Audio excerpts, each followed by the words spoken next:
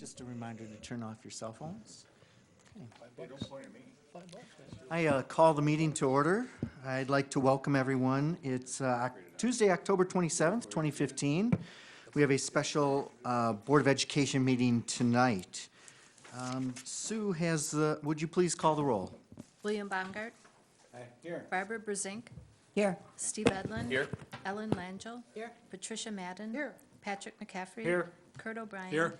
Karen Reinacek. Here. Joseph Como. Here. And Sue, has the meeting been properly posted? Yes, it has. Okay, thank you. And we do have a couple of action items tonight that deal with finalizing our budget and levy for this year. And I'm going to turn it over to our Finance and Facilities Chairperson, Mr. Kurt O'Brien. Thank you, Mr. Como. There are two action items that we are here to address this evening. The first action item is the approval of the 2015-16 operational capital expansion and debt service tax levy. Now that all the components of the revenue cap are known, we are in a position to finalize the tax levy and budget for 2015-16. The budget was originally presented in July and the public hearing was held in September. The board approved the budget subject to modifications on October 14th. Total revenues are budgeted at $158,932,968, and total expenditures are budgeted at $166,819,595 for all funds excluding transfers. The mill rate will be $9.09.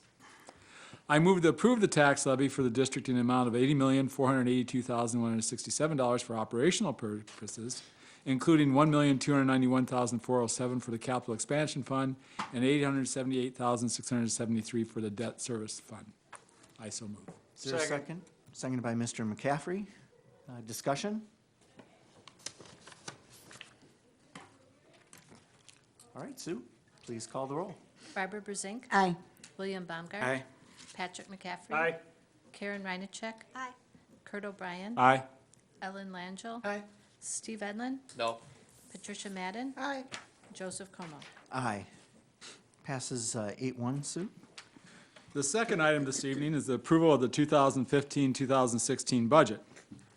I move to approve the 2015-16 budget as presented in the amount of $158,932,968 total revenues and $17,857,694 operating transfers in and $168,819,595 total expenditures and $17,857,694 operating transfers out for all funds in accordance with the Department of Public Instruction's recommended format for budget approval, and I so move.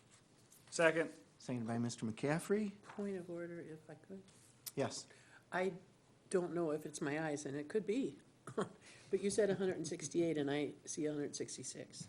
Oh, I wondered if you said that. did I say that? Yes. Well, let me restate it correctly. Okay. I move to approve the 2015-16 budget as presented in the amount of $158,932,968 total revenues and $17,857,694 operating transfers and $166,819,595 total expenditures and $17,857,894 operating transfers. 694. 694, operating transfers out for all funds in accordance with the Department of Public Instruction's recommended format for budget approval. I have dyslexia, give me a break. Second. Seconded by Mr. McCaffrey. Okay. Discussion. I just have a question. Yes, Mr. Baumgart. What, has anything changed since our meeting in September, dollar-wise? Well, the only difference is, we now know the voucher impact, and that we will need to reduce the amount of state aid we're getting, but that gets made up through the property tax. So the DPI calculated what that change was for us, and that's represented here. So the voucher program costs us some money, and it'll show up in taxes. Yeah, in the $600,000 range. Thank you. Which went into setting the mill levy rate. Pardon? Which changed the mill levy rate to 909. Okay, yeah. Which is a penny higher than Penny higher, last year. Question? Yeah, Mrs. Brezink. Mr. O'Brien, so the total budget for 2015, 2016 is, as stated on page 5, at $176,790,662. Darren, help me out here. Because it says total revenue and transfers, so I'm just wondering, is that the total amount of money that we will be dealing with in our budget? Transfers, yeah. Yes? Yes. So then if anyone says, how much is your budget, it would not be in error if the answer was 176 plus million. Well, both answers are correct.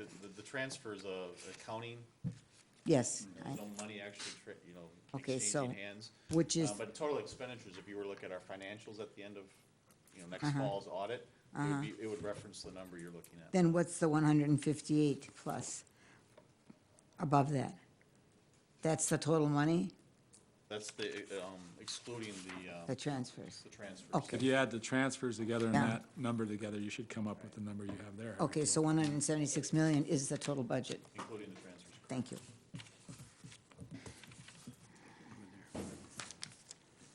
Mr. Edlin? Year after year after year, I keep asking for our capital improvement budget to be transparent, because we vote on it every year, and we have no idea what we're voting on. We never see the projects.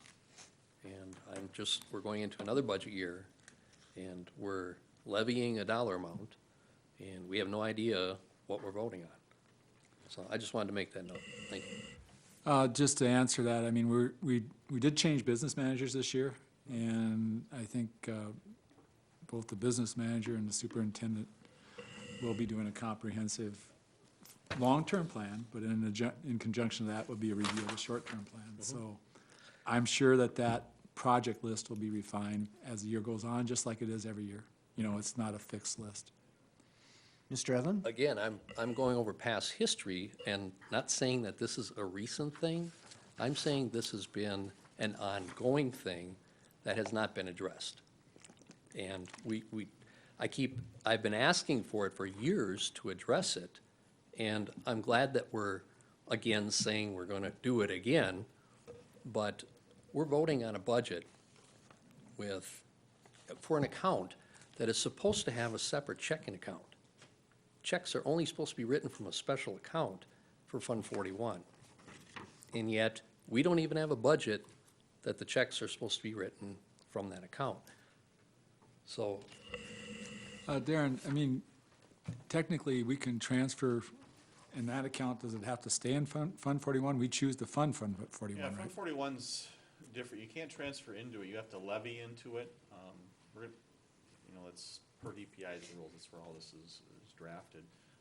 But I do think it's hard for me to speak of what's happened in the past, but I can tell you that Todd's given me the marching orders to present in December to finance the facilities study that was secured earlier this year.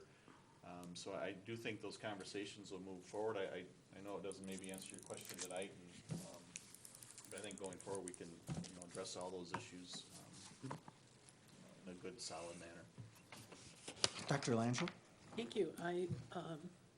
Again, we all have, I'm sure, our discrete memories, but I do remember us looking over a list of things that the money was going for. And past years, now maybe not every year, but I sure do remember that. Because I remember seeing a list, this is getting fixed, or this is getting, whatever, all the way down. So we have seen that, but I don't know how often. But it has happened. Mr. Edlin? but we levy the same dollar amount year after year. That's true. I mean, it's hard for me to believe that we come up with a list or a budget from our facilities department at the beginning of the year, and magically, and it ends up being the same dollar amount for all the projects the next year.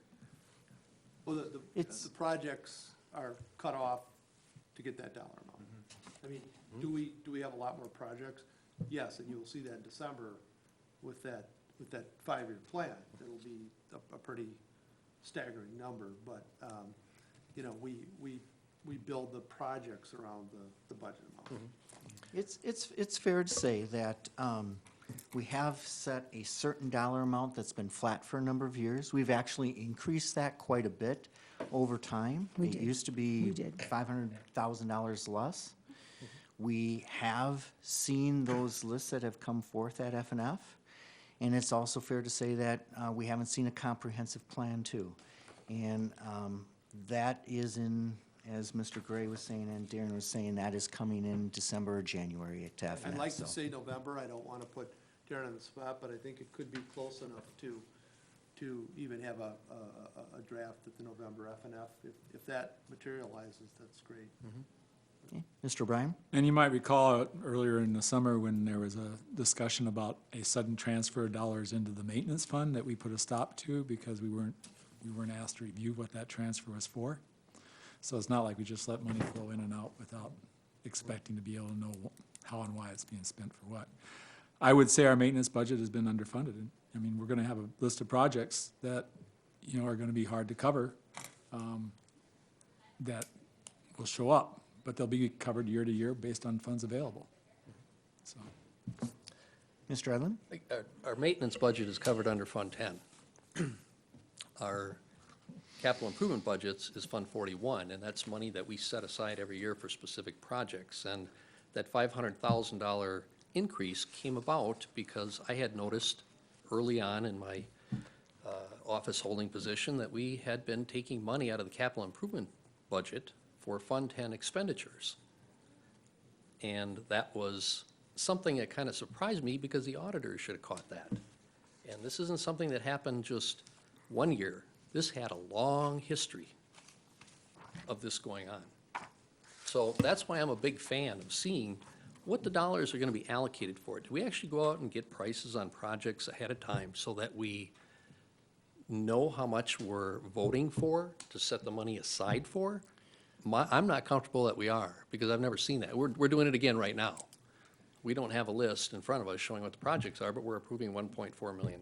A budget process, though, is basically an estimation. It's not an exact number that you put together and you say, hey, these are the 100 items we're going to buy in this upcoming year, and have it be those are the only 100.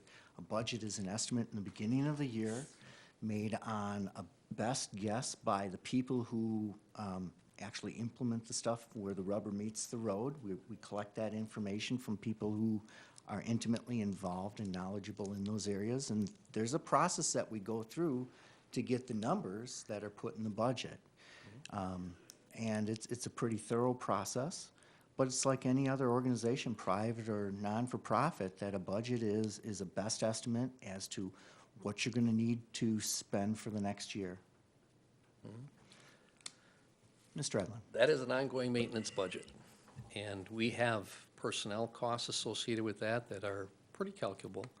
And there are costs that are not foreseen, and that happens, and you always build a little cushion into every budget. But the capital improvements budget is specifically for capital improvements. We set that money aside to do improvements within the district, and the DPI spells out what that fund can be used for, and they give examples. That's the fund that, in my opinion, we should have a long time ago said we're starting out with a zero-based budget in that area.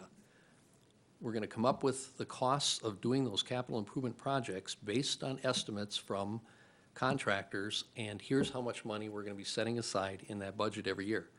And we have not done that.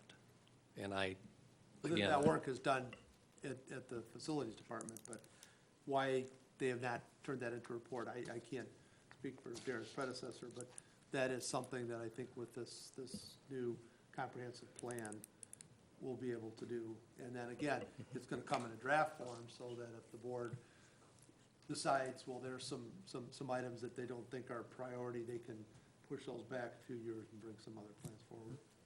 Mr. O'Brien? I'm not sure exactly what this has to do with the motion, because the motion doesn't go into that kind of detail. It's a broad motion, so I'm just gonna call the motion. Do you want a second? No, it doesn't, you don't. Didn't think it did. In a call to motion versus a call to question, call to motion, you take the vote immediately? If you call the question and there are no objections, then you go right to a vote. Okay.